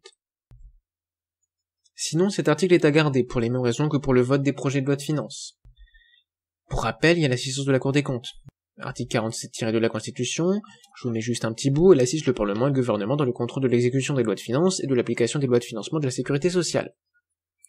Aussi, il rappelle, le préavis de veto et le veto scientifique ne peuvent être déposés sur les lois de finances, de financement de la sécurité sociale, de programmation des finances publiques et les ordonnances prises en vertu des articles 47 et 47-1 de la Constitution. Ces ordonnances qui servent en fait à percevoir les impôts, à ouvrir les crédits déjà votés, voilà, ce qu'on vient de voir. Bien sûr, ça n'empêche pas les avis, les critiques du conseil scientifique sur la scientificité des textes, car les textes, même budgétaires, les projets de loi de finances, peuvent être critiqués par le conseil scientifique. Bien sûr, il n'y a pas de préavis de veto, il n'y a pas de veto. Pourquoi? C'est trop important, en fait, ces projets de loi de finances, c'est trop important pour qu'il y ait une possibilité d'un veto.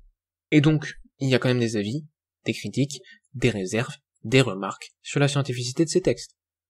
Par exemple, s'il n'y a absolument rien sur la lutte contre le réchauffement climatique, ça pose un problème d'un point de vue scientifique, puisque, sauf si c'est dit clairement par le gouvernement, par l'Assemblée nationale, qu'ils en ont rien à faire du réchauffement climatique et qu'il y a rien, même si ça existe, qu'ils en ont rien à faire politiquement.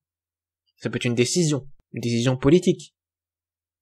Passons maintenant à l'organique. L'organique, ça ira un peu plus vite, car on a déjà vu beaucoup de différences, et je pense que vous avez un petit peu compris l'élaboration de la loi. On va refaire, bien sûr, le même parcours, initiative, etc., jusqu'à promulgation, pour ce qui concerne les lois organiques. Qu'est-ce qu'une loi organique d'abord? Une loi organique, c'est une loi fixant dans le cadre de la Constitution les règles relatives au pouvoir public, et soumise pour son adoption à une procédure spéciale par l'article 46 de la Constitution de 1958. C'est ce que nous dit la même source, le vocabulaire juridique Association Henri Capitan, 13e édition, aux presses universitaires de France, en 2020. Cette loi précise, en fait, ou complète certains articles de la Constitution. C'est plus simple que cette longue phrase. C'est en fait, une loi organique, ça précise ou ça complète certains articles de la Constitution. Actuellement, il y a une procédure spéciale pour leur vote. C'est à l'article 46, donc, qu'il est marqué que les lois auxquelles la Constitution confère le caractère de loi organique sont votées modifiées dans les conditions suivantes. Le projet ou la proposition ne peut, en première lecture, être soumis à la délibération et au vote des assemblées qu'à l'expiration des délais fixés au 3e alinéa de l'article 42, on l'a déjà vu. Toutefois, si la procédure accélérée, il y en a plus, qui a été engagée, le projet ou la proposition ne peut être soumis à la délibération de la première assemblée saisie avant l'expiration d'un délai de 15 jours après son dépôt. Voilà, donc ça c'est les changements qui sont mis en violet, hein. Même si je vais le répéter après, c'est pas concerné. Il y a des choses qui ne concernent plus du coup. La procédure de l'article 45 est applicable, toutefois, faute d'accord par les deux assemblées, le texte ne peut être adopté par l'Assemblée nationale en dernière lecture qu'à la majorité absolue de ses membres. Les lois organiques relatives au Sénat doivent être votées dans les mêmes termes par les deux assemblées. Les lois organiques ne peuvent être promulguées qu'après déclaration par le Conseil constitutionnel de leur conformité à la Constitution.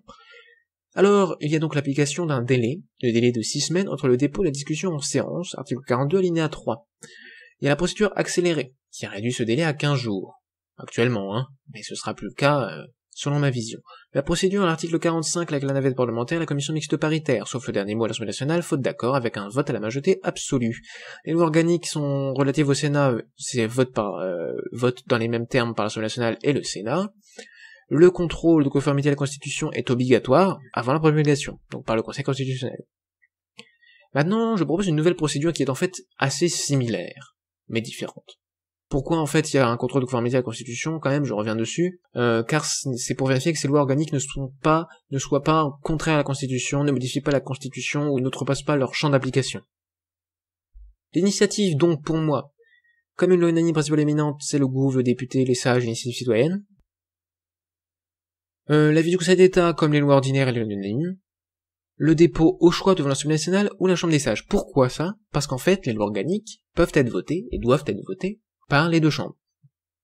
Pourquoi cela? Parce que ce sont des lois importantes qui n'ont pas le même rôle, ce sont des lois qui servent à préciser ou à compléter la Constitution, et je pense qu'il est important que la Chambre des sages ait son mot à dire là-dessus, même si les procédures de vote pour une loi unanime et pour les lois organiques ne sont pas les mêmes à la Chambre des sages. En effet, alors le délai entre dépôt et discussion en séance, d'abord, est comme prévu actuellement à l'alinéa 3 de l'article 42. La discussion en séance, en première lecture, alors ça c'est ce qu'on avait supprimé, mais en fait c'est remis pour les lois organiques. C'est toujours valable pour les lois organiques. La discussion en séance en première lecture d'un projet ou d'une proposition de loi ne peut intervenir devant la première assemblée, saisie qu'à l'expiration d'un délai de 6 semaines après son dépôt. Ça, c'est comme d'habitude. Mais, elle ne peut intervenir devant la seconde assemblée saisie qu'à l'expiration d'un délai de 4 semaines à compter de sa transmission. 6 semaines après le dépôt sur le bureau de la première assemblée, et ensuite, une fois qu'il y a eu le vote par la première assemblée, il y a un nouveau délai de 4 semaines avant que la deuxième assemblée puisse voter, puisse discuter en séance plus exactement ce projet ou cette proposition de loi organique. Ce qui nous fait donc quoi d'autre? Pas de procédure accélérée car c'est supprimé. Ça, je l'ai déjà dit, mais je le répète, c'est important. Le travail en commission avec les amendements, c'est la même chose. Par contre, nouvelle limite, l'irrecevabilité des amendements sauf accord du gouvernement pour tout nouvel amendement sur le texte élaboré par la commission mixte paritaire. Ça existe actuellement, et je pense que c'est une bonne idée de le garder, car ça évite que justement il y ait trop d'amendements et que les deux chambres n'arrivent jamais à se mettre d'accord. Le but c'est quand même que les deux chambres se mettent d'accord. Donc c'est l'article 45 alinéa 3. Le texte élaboré par la commission mixte peut être soumis par le gouvernement pour approbation de l'Assemblée. Aucun amendement n'est recevable sauf accord du gouvernement. La procédure prévue à l'article 45 actuel, c'est donc la procédure que je souhaite garder, sauf pour le dernier mot. Le dernier mot qui doit être donné à la Chambre des Sages si c'est une loi organique relative à la Chambre des Sages. Adoption majorité des 2/3 des membres de la Chambre des Sages. À l'Assemblée nationale si la loi organique est relative à l'Assemblée nationale. Adoption de la majorité absolue des membres de l'Assemblée nationale. À la Chambre des Sages pour les autres lois organiques, avec une adoption à la majorité des 3/5 des membres de la Chambre des Sages. Pourquoi toutes ces majorités? Pour rendre plus difficile que s'il y a les deux chambres, parce que pour les deux chambres, ça doit être un vote à la majorité simple. Si les deux chambres arrivent à se mettre d'accord, c'est un vote à la majorité simple. Et pourquoi il y a des différences de majorité ensuite, il y a des majorités plus fortes, absolues, mais elles sont un peu différentes? C'est pour d'autres raisons que j'ai pas envie de détailler, que je vais pas détailler ici. La majorité absolue à l'Assemblée nationale, car c'est déjà difficile pour eux de se mettre d'accord, et c'est pas le même esprit que de la Chambre des Sages.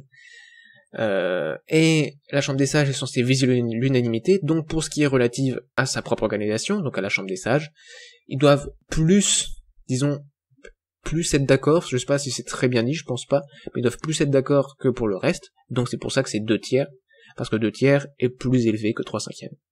Après, faut pas que ce soit trop élevé, car c'est quand même important d'avoir des lois organiques pour s'organiser, soit pour le règlement ou pour d'autres choses, hein.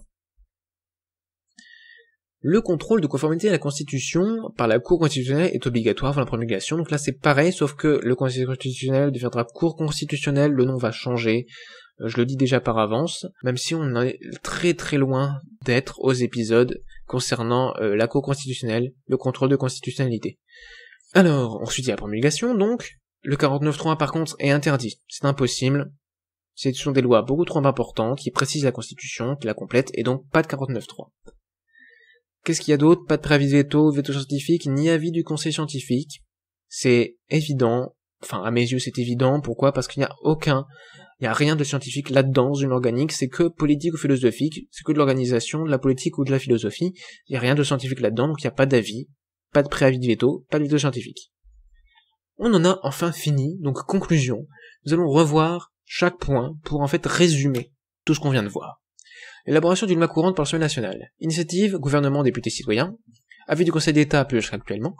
Dépôt sur le bureau de l'Assemblée nationale, avec copie de notre assemblée. Délai de 6 semaines entre dépôt et discussion en séance. Travail en commission permanente, limite du nombre plus haute ou commission spéciale. C'est tout ce qu'on a vu, hein. Je résume juste pour qu'en fait faire une petite synthèse pour vous. Amendement, les gouvernements, et aussi pour moi d'ailleurs, hein. Amendement, les gouvernements, enfin le gouvernement, les députés, les citoyens. Toutes les conditions de recevabilité qu'on a vues, donc un lien avec le texte déposé, une opposition du gouvernement après la commission est possible. Tout ce qu'on a vu en fait c'est juste là ici pour remettre tout dans l'ordre.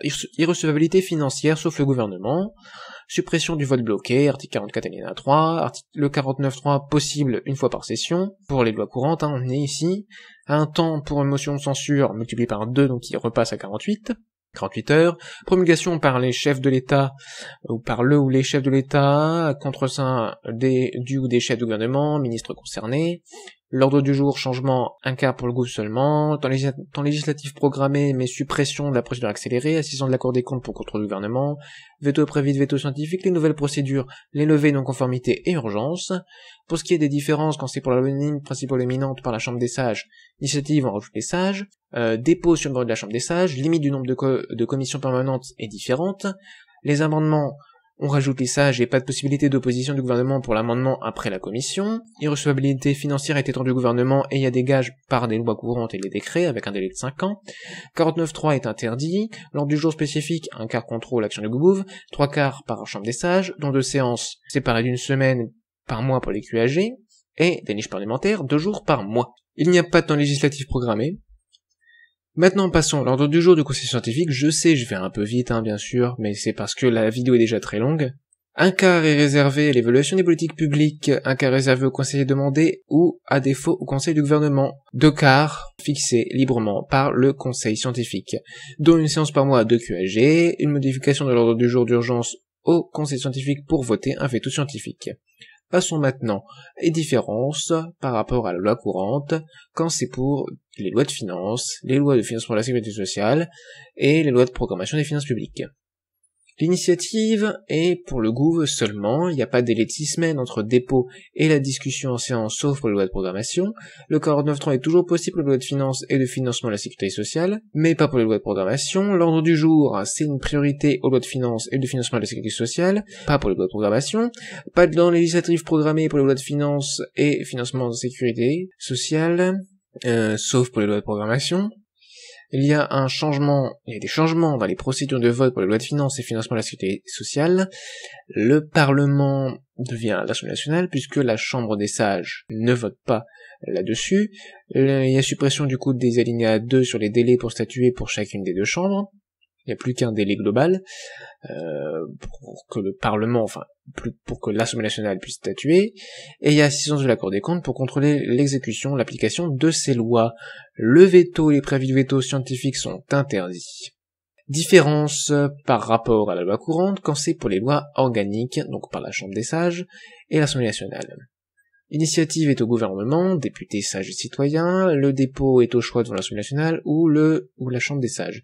Délai de 6 semaines entre dépôt et discussion en séance pour la première assemblée, plus 4 semaines pour la deuxième assemblée. C'est la procédure qui avait été supprimée pour les lois courantes, puisqu'il n'y avait plus de navette parlementaire, mais qui ici est remis à cet effet, puisqu'il y a du coup de nouveau, je ne l'ai pas forcément précisé tout à l'heure, mais il y a de nouveau la navette parlementaire, la commission mixte paritaire, mais seulement pour les cas des lois organiques.